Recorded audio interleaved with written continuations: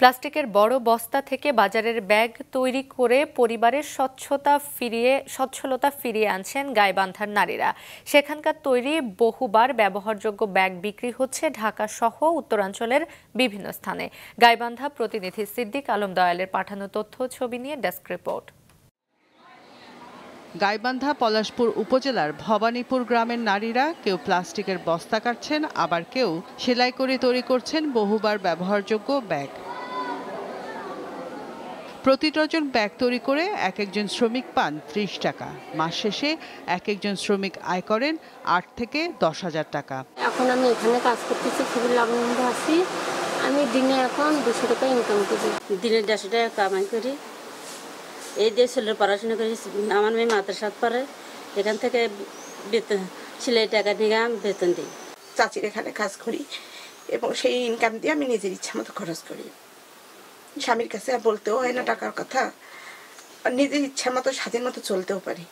বরিশাল ব্যাগপল্লী নামে এই প্রতিষ্ঠানে প্রায় ৩০০ নারী কাজ করছেন। ২০১৮ সালে স্বাধীনা বেগম বিএডিসি থেকে ব্যাগ তৈরির প্রশিক্ষণ ও ২০,০০০ টাকা ঋণ নিয়ে শুরু করেন এই কারখানা। পরে আরও ১.৫ লাখ টাকা ঋণ নেন তিনি। পলিথিনের ব্যাগ নিষিদ্ধ করায় চাহিদা বেড়েছে বহুবার ব্যবহারযোগ্য প্লাস্টিকের এই ব্যাগের। ব্যস্ততা বেড়েছে কারিগরদের। প্রতিদিন ৩০০ থেকে ৪০০ ডজন ব্যাগ দেশের বিভিন্ন স্থানে সরবরাহ করা হচ্ছে এই কারখানা থেকে। কাজের চাহিদা বেড়ে গেছে, এখন মালামালের চাহিদাও বেড়ে গেছে। মানে গ্রামের হত দরিদ্র গরিব মহিলারা, অনেকে অসহায়, স্বামী নাই, বৃদ্ধ, তারা মনে করেন আমার এখানে এসে কাজ করে। ৮ থেকে ১২,০০০ টাকা ওরা মাসিক আয় করে ওদের সংসারের আয় করে, বাচ্চাদের পড়ালেখার খরচ যোগায়। তা আমি যদি একটা নারী হয়ে যদি এরকম যদি এলাকার মধ্যে যদি আমি একটা গরিব মানুষদেরকে নিয়ে একটা প্রতিষ্ঠান গড়ে তুলি, তা আমাদের এটা তো একা সম্ভব নয়।